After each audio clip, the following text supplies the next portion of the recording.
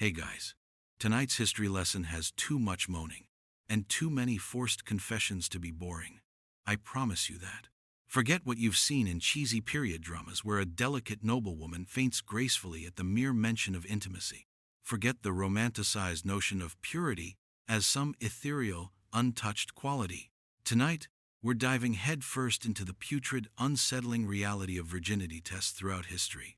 And trust me, it wasn't dainty. It was often a brutal, invasive spectacle, designed not for truth, but for control. Let me know what shocked you most as we peel back these grimy layers of power and pathology. Imagine being a young woman, perhaps barely past childhood, standing before an assembly of grim-faced elders, a leering priest, or worse, a village hag with fingers like gnarled roots. Your future, your very existence, hinged on a single, invasive prodding. They called it holy. It involved public humiliation and a brutal violation of privacy. This wasn't some hushed private medical exam. This was an elaborate, often ritualistic performance designed to reinforce social order, usually with a boot heel pressed firmly on the neck of any woman who dared to exist.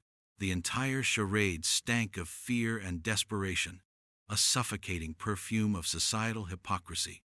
We're talking about an era when a woman's worth was directly proportional to the perceived intactness of her hymen, or rather, the proof of its intactness, whether real or imagined.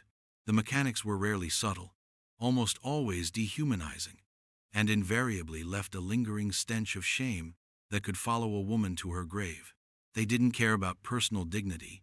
They cared about lineage, property, and absolute control over the female body, a vessel for male inheritance and social standing.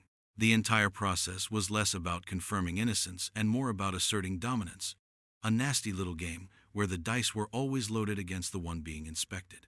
The very air around these tests would throb with unspoken judgments, a palpable weight of expectation and fear that settled like a shroud. You want to talk about true horror? It's not the monsters under your bed. It's the men in robes, the women with knowing glances, and the silence of a community that condoned such vile intrusions. It's the constant threat of public exposure, of being marked, of losing everything because some arbitrary physical sign wasn't right. In ancient Rome, a culture obsessed with civic virtue and the family unit, the Vestal Virgins presented a particularly potent and terrifying example of purity culture gone utterly wild. These weren't just priestesses. They were living embodiments of Rome's sacred flame, charged with keeping it burning lest the city fall. Their virginity wasn't just a personal choice. It was a state affair, a matter of national security, which sounds absurd, right? But the Roman elite genuinely believed that if a Vestal lost her virginity, the gods would withdraw their favor, and Rome would crumble. So, the stakes for these young women, chosen often as children, were astronomically high. We're talking about a commitment of 30 years, a period of enforced celibacy that, if broken, carried a death sentence. And not just any death sentence, mind you. They didn't simply lop off your head. Oh no, the Romans were far too theatrical for that. A Vestal found guilty of incestum, the term for their violation of chastity, was buried alive.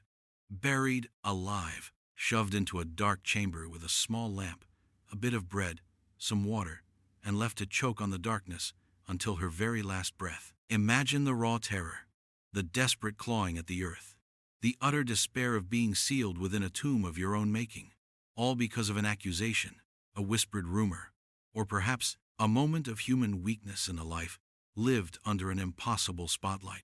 The virginity test for a Vestal was less about a physical examination in the modern sense, and more about public perception, accusation, and often torture. If rumors of incestum surfaced, or if a Vestal was accused by a disgruntled slave or a political rival, she would face a tribunal. This wasn't a sympathetic hearing. It was a terrifying inquisition. The accusations themselves were enough to stain her reputation, to cast a long, ugly shadow over her very being. The physical evidence they sought was not necessarily the intact hymen. That came later in other cultures. For the Vestals, it was often circumstantial evidence, the testimony of others, the whispers, the signs of guilt. Did she seem too friendly with a man? Was she caught alone with someone she shouldn't have been? Did her demeanor suggest a hidden secret? These were the proofs they scrutinized, building a case based on suspicion and societal paranoia. It was less a test of her body and more a trial of her perceived moral character, conducted by a society that benefited immensely from her subservience and perfect image. The sheer brutality of the punishment ensured that any Vestal would live in a constant state of fear, terrified of misstepping, terrified of even appearing to invite suspicion. Her life was not her own, it was a public trust, a living sacrifice to a demanding patriarchal system that required absolute, visible obedience. The weight of Rome's fate rested on her perceived purity, a burden designed to crush any shred of individual will. The very air around these women must have crackled with unspoken threats, with a constant reminder of the terrible consequences of failure, a threat that kept them in line far more effectively than any physical examination ever could. The cold finality of being buried alive, a literal return to the earth, was Rome's ultimate, grotesque declaration of ownership over the female body and spirit. Move forward a few centuries, and the Christian world picked up the torch of purity, but added its own distinct brand of sexual shame and medical quackery. Suddenly, the hymen, that delicate, often misunderstood membrane, became the absolute bedrock of a woman's moral standing. Forget nuance. Forget individual variation. If it wasn't intact, you were defiled, soiled, a ruined vessel. This wasn't some quiet medical observation. It was a public declaration of worth or worthlessness. The concept of the virgin took on an almost fetishistic quality, an unattainable ideal that, once broken, condemned a woman to a life of scorn or worse. The Church, eager to control sexuality and reinforce patriarchal structures, became the ultimate arbiter of female virtue. Priests, often celibate men with little understanding of female anatomy, were frequently involved in these inspections, turning what should have been a private matter into a deeply humiliating and often traumatic ordeal. Imagine a gaggle of solemn-faced men peering down at you, their eyes scanning for a telltale tear, a sign of original sin, a deviation from their rigid, impossible standard. It was a grotesque circus of judgment, an unholy alliance of religious dogma and anatomical ignorance. The air would thicken with unspoken accusations, the judgmental stares of an entire community piercing through you. During the medieval period, the methods grew even more absurd, bordering on the outright farcical, if they weren't so tragic. Beyond the direct physical inspection, which itself was fraught with error and subjective interpretation, there were tests based on magical thinking and folk superstition. The water test involved a woman drinking a concoction of herbs and holy water. If she became ill, she was deemed unpure, because apparently a sensitive stomach meant you'd been defiling yourself in the stables, right? Another gem was the blood test, where if a woman bled excessively during her wedding night, it was proof of her innocence. If she didn't bleed, she was a harlot who'd been sampling the goods before the ceremony. What a ridiculous, cruel bind. The sheer ignorance of female anatomy, the absolute lack of understanding about how bodies actually work, was astounding. Hymenal variations, menstrual cycles, trauma, even vigorous exercise. None of these factors were considered. It was all reduced to a binary, simplistic judgment, pure or defiled. This created a climate of immense fear and anxiety for young women. Their entire future, their social standing, their very life could be shattered by a single, arbitrary, and often inaccurate judgment. The psychological toll must have been immense. The constant dread of exposure, the fear of failing a test that had no basis in reality. They were living under a suffocating blanket of suspicion, every natural bodily function twisted into a potential sign of depravity. The collective societal gaze, often leering and judgmental, made every woman a potential suspect, every private moment a possible crime scene. And the ultimate irony? These tests were often conducted by individuals who themselves were riddled with their own hypocrisies, their own secret lusts and moral failings. The entire system was designed not to find truth, but to maintain rigid control over female sexuality. ensuring that women remained within the narrow confines of acceptable behavior, all under the guise of religious purity and social order. It was a suffocating, degrading spectacle that stripped women of their autonomy and reduced them to mere biological vessels for inspection. The concept of virginity as a commodity, something to be bought, sold, or fiercely protected, reached its grotesque peak during the Renaissance and early modern period. Forget notions of love or mutual desire.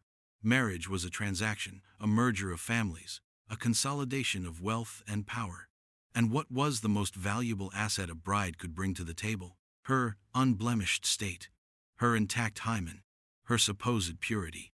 It was the ultimate seal of authenticity, the guarantee that her offspring would be legitimate, the bloodline untainted. The scrutiny intensified, becoming less about religious penance and more about economic security. Noble families would commission virginity inspections before a betrothal, turning their daughters into mere objects of clinical assessment. This wasn't a quiet affair. Sometimes it involved a panel of midwives, or even male doctors, if they were considered enlightened enough to bypass the superstitious old crones.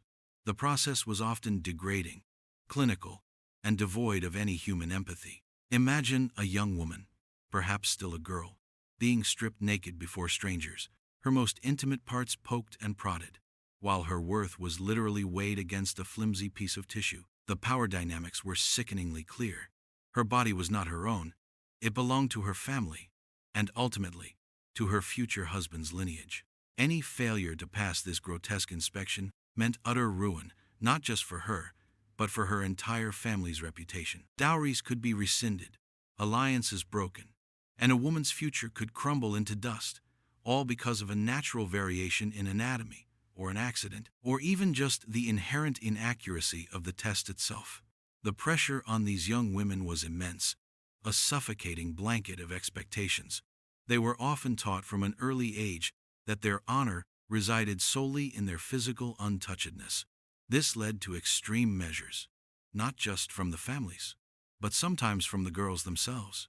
Stories abound of desperate attempts to fake virginity, from using elaborate contraptions to stuffing animal bladders filled with blood into themselves to create the desired effect on the wedding night. It sounds like something out of a darkly humorous farce, but for these women, it was a matter of survival, a desperate gamble against a system designed to entrap them.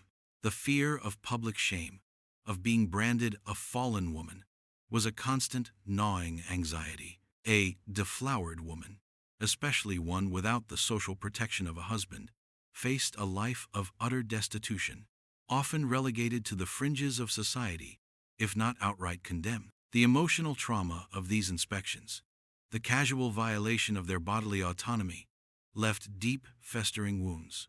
They were taught to internalize this shame, to carry the burden of their sexuality as a terrible secret, a ticking time bomb. The very concept of intimacy, of self-expression, was warped and corrupted by this pervasive culture of surveillance and judgment.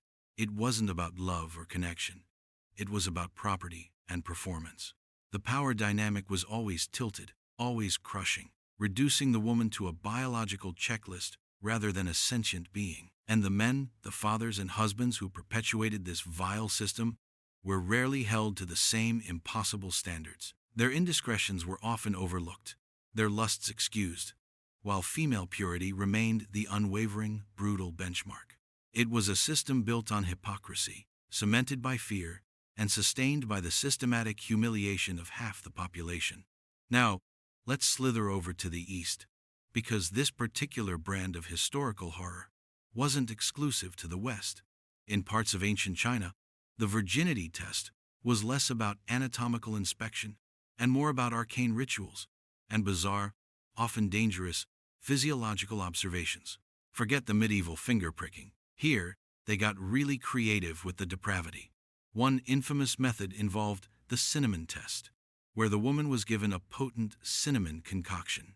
The belief was that if she was a virgin, the cinnamon would cause her face to flush crimson, or some other equally arbitrary physical reaction.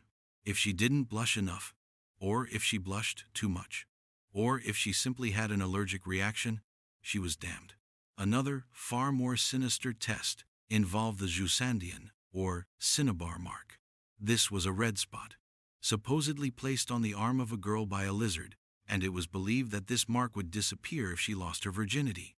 How did they get these marks on the arm? Well, typically, a lizard would be crushed and its blood mixed with cinnabar, then applied. The theory was that the mark, if authentic, would remain on the skin until the woman engaged in sexual intercourse. This, of course, was pure superstition, a cruel trick of the light, and a testament to the power of suggestion. But for countless women, it was a very real, very terrifying threat. Imagine living your entire life with this literal mark of purity on your arm, knowing that its disappearance, through no fault of your own, could lead to public shaming, repudiation by your family, or even death. The psychological pressure was immense, a constant, tangible reminder of the sword hanging over your head. The social and cultural ramifications were devastating. In a Confucian society, where family honor and lineage were paramount, a woman's perceived purity was not just her own, it belonged to her entire clan. If she failed one of these bizarre tests, the shame would spread like a disease, tainting her parents, her siblings, and even her future generations. Marriage negotiations would collapse, dowries would be forfeited, and she could be relegated to a life of servitude, ostracized, or even forced to take her own life to restore the family's honor. The entire system was designed to control female sexuality from cradle to grave, to ensure that women remained compliant, fertile vessels for the production of legitimate male heirs. The irony, of course, is that these tests had absolutely no scientific basis. They were products of fear, superstition, and a deeply ingrained patriarchal desire to police female bodies. They were a blatant assertion of power, designed to strip women of their autonomy and reduce them to a set of easily verifiable, or, more accurately, easily falsifiable, physical signs. The constant threat of exposure, of having this mark vanish, or failing some nonsensical test, created a climate of paranoia and anxiety. Women lived under a constant, watchful eye. Every movement, every interaction, every physiological quirk scrutinized for signs of deviation. It was a suffocating existence, where the ultimate tragedy was not necessarily the loss of virginity itself, but the loss of dignity, agency, and the right to simply exist without constant, degrading surveillance. The Zuzandian wasn't just a mark, it was a brand, burned into the psyche of every woman, a symbol of their perpetual vulnerability to societal judgment.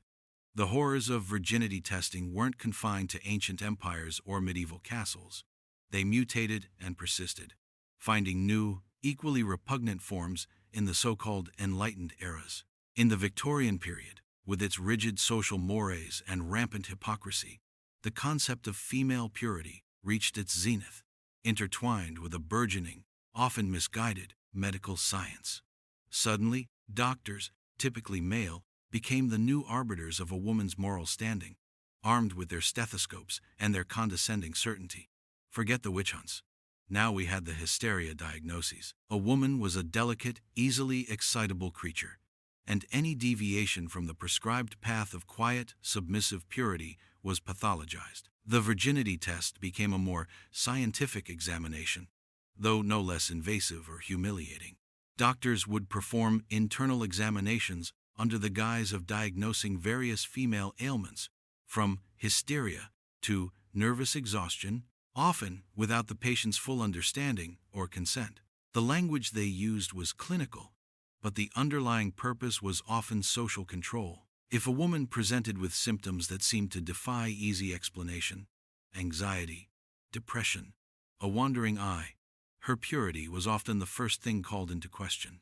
And the test involved not just a visual inspection, but often a detailed palpation, a violation dressed up as medical necessity. The very act of being examined in such a way, by a male stranger, was deeply shameful for women of that era, a profound breach of their privacy. It was less about physical diagnosis and more about confirming societal expectations, ensuring that women stayed within their narrow, prescribed roles as wives and mothers.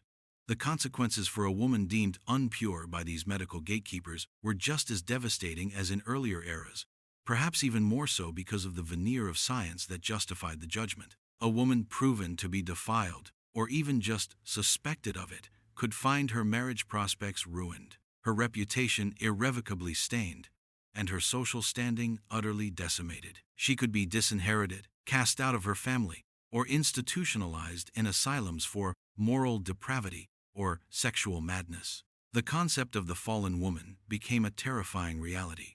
A woman stripped of all dignity and social protection, often forced into prostitution or a life of abject poverty. The insidious part of this Victorian purity culture was its subtle, pervasive nature. It wasn't always a public spectacle. Sometimes it was a quiet condemnation whispered behind closed doors, a knowing glance, a polite but firm rejection. But the effects were just as brutal. Women were taught to police themselves, to internalize the rigid standards of purity, to live in constant fear of their own bodies, their own desires. Any deviation from the norm, any display of independent thought or sexual agency, was quickly stamped out, often with a medical diagnosis as the weapon. The constant threat of exposure, of having their secret uncovered by a prying doctor or a wagging tongue, created a profound sense of psychological oppression. They were living in a gilded cage, trapped by societal expectations and the suffocating weight of a patriarchal system that demanded absolute control over their reproductive bodies and their very souls. It was a chilling testament to how easily science can be perverted to serve social and moral prejudices, leaving a trail of broken women in its wake. The stench of hypocrisy hung heavy in the air, a sickening perfume of societal judgment. Fast forward to the 20th and 21st centuries, and you'd think we'd be rid of this medieval filth, right? Wrong. The grotesque shadow of virginity testing, far from disappearing, simply mutated and adapted, becoming a tool of oppression in new, equally disturbing contexts. Forget witch doctors. Now we have border control agents and immigration officials wielding the power of the hymen. We're talking about developing nations, conflict zones, and even parts of the so-called developed world, where women are subjected to invasive virginity examinations as a condition for asylum, marriage, employment, or even just to escape arbitrary detention. The UN and WHO have denounced these practices as a violation of human rights, but that hasn't stopped them. It's a barbaric, pseudo-scientific practice that continues to inflict profound physical and psychological trauma. Imagine being a refugee, fleeing war or persecution, seeking safety, only to be told you must undergo a virginity test to prove your innocence or eligibility for protection. It's a final, brutal indignity, a stripping away of dignity in the face of desperation. The practice is often performed by individuals with little or no medical training, in unsanitary conditions, and without informed consent. The examiner might be a customs official, a police officer, or a medical professional coerced into performing these violations. The women are often terrified, vulnerable, and completely powerless to refuse. The procedure itself is often painful, a brutal assault on their bodily autonomy, and the outcome is rarely based on medical fact, but rather on subjective interpretation and ingrained prejudice. The results of these examinations are frequently used to justify discrimination, persecution, or denial of basic rights. A woman deemed not a virgin can be denied asylum, sent back to a dangerous situation, or ostracized by her community.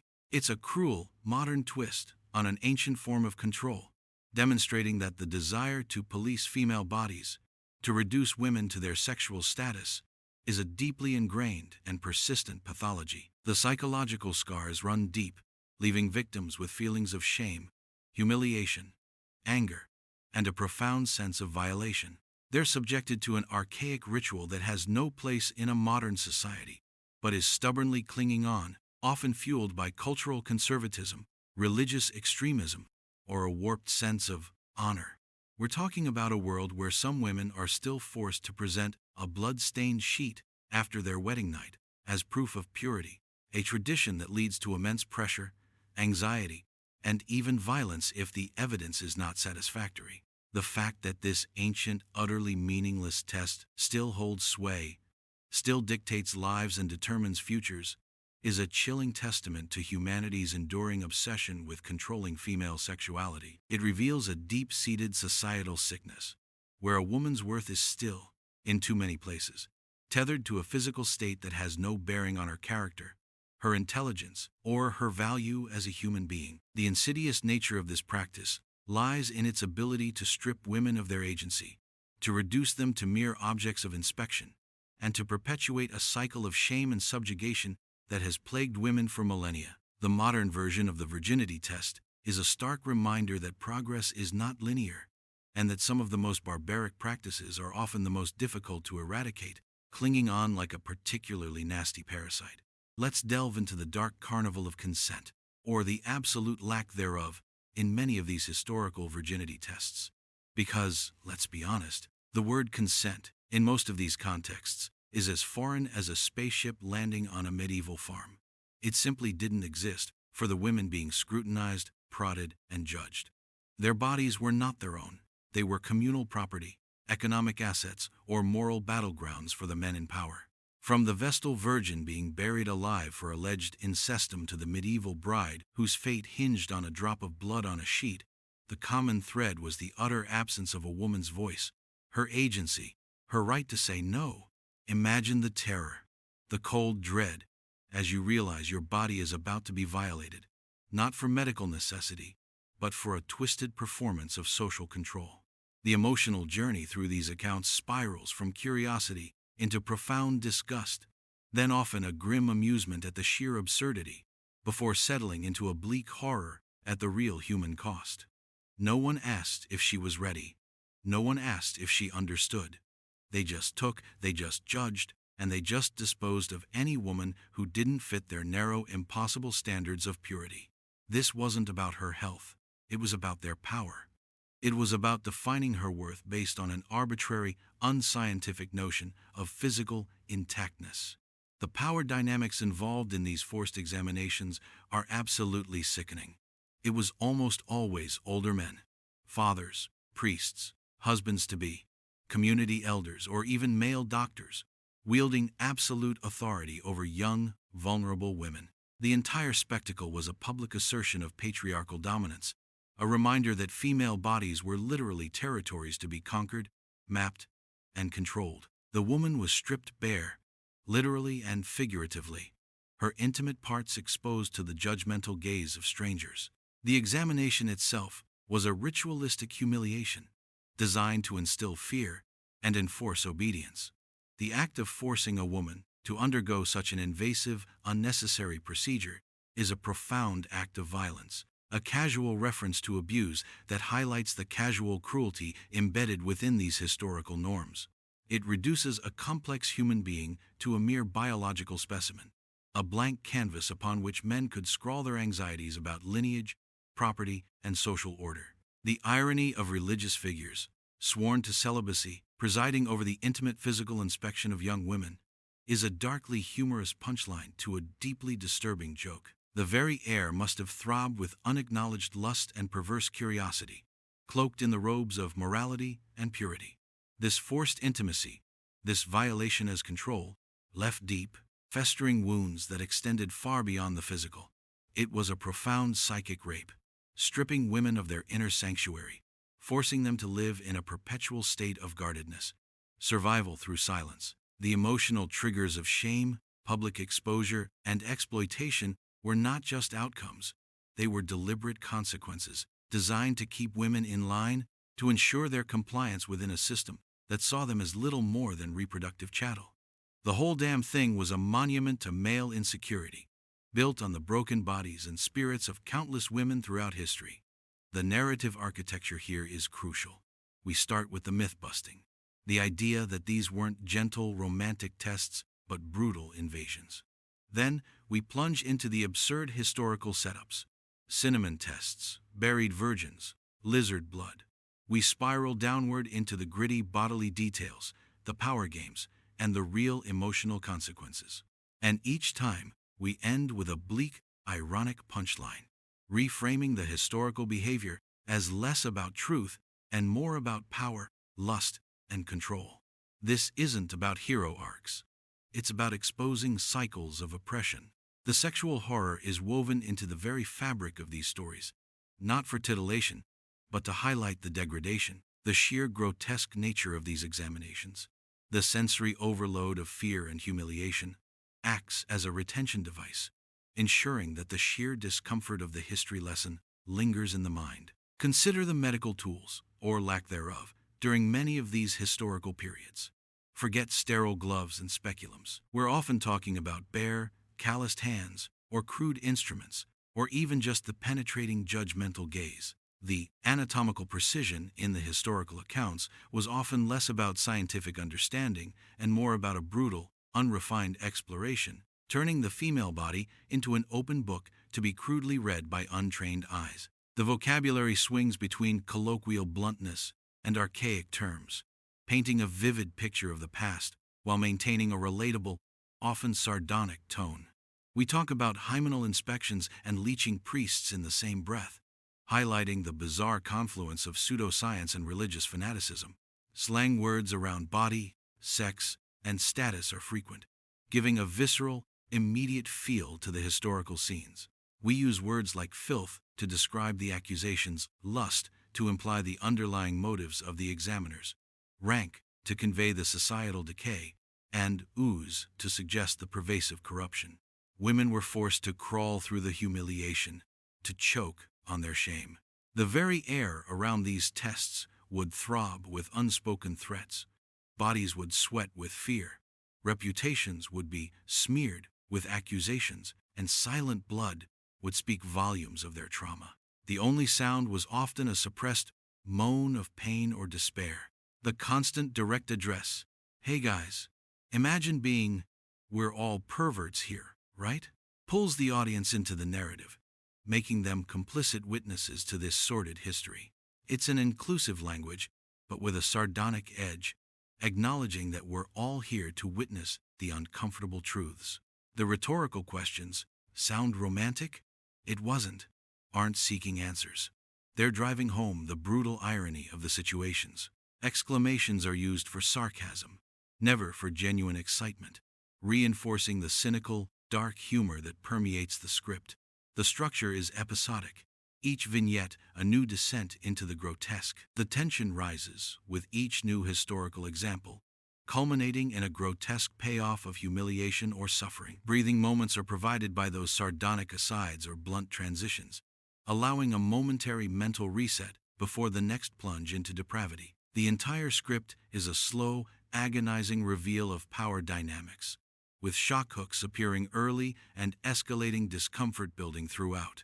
The goal isn't to make anyone feel good, but to make them think about the cyclical nature of human cruelty and the enduring vulnerability of the female body under patriarchal systems. It's a bleak reflection, a cynical gaze into the rearview mirror of history, where lust, power, and punishment continue to replay their twisted ballet. Consider the extended erotic irony present in these historical accounts.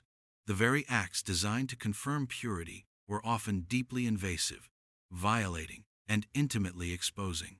The test itself became a defilement, a public stripping away of dignity that left a woman more exposed, more vulnerable than any actual sexual encounter ever could. It's a bitter joke. To prove you're untouched, you must be thoroughly touched, probed, and judged. The irony deepens when we consider the power reversal scenes that rarely occurred, but were constantly threatened in the minds of the powerful.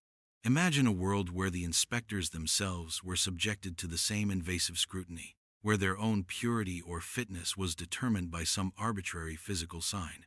That's a fantasy, of course, because the system was always designed to protect the powerful, to justify their control. The casual references to abuse, hierarchy, and religious hypocrisy are not thrown in for shock value. They are the bedrock of these historical realities. The abuse wasn't an exception. It was often the rule, woven into the fabric of daily life for countless women. The hierarchy was rigid, unyielding, with women firmly at the bottom, their bodies mere pawns in a larger game of status and succession. And the religious hypocrisy? It's the crowning glory of this historical depravity, where divine sanction was given to the most unholy acts of degradation and control. The absence of growth arcs for any protagonist, which shifts constantly from the narrators to they, the historical figures, is intentional. This isn't a story of triumph over adversity. It's a grim catalog of absurdity, a collection of vignettes that highlight the unchanging nature of power and vulnerability. There are no heroes to root for, only victims and perpetrators, caught in an endless loop of lust, power, and punishment. The conflict is always sexual or status-based oppression. Women's bodies and identities under siege by systems designed to control them. And the resolution? Rarely a happy ending. It's often emotional or physical humiliation, a bitter survival, or worse, complete societal repudiation. The emotional triggers are sharp, designed to elicit a visceral response. The shame of public exposure, the raw pain of exploitation, the chilling reality of intimacy as control, and the heartbreaking necessity of survival through silence. This is not history for the faint of heart. It's history that forces you to confront the darkest aspects of human nature, to recognize the ways in which power can twist even the most basic human rights into instruments of torture. It's a journey through the grotesque, a bleak reflection on cycles of lust, power, and punishment that continue to echo in different forms, even in our own time. We're left with the unsettling realization that while the methods may evolve, the fundamental desire to control, to judge, to shame, remains stubbornly constant. And that, dear listeners, is the truly terrifying punchline.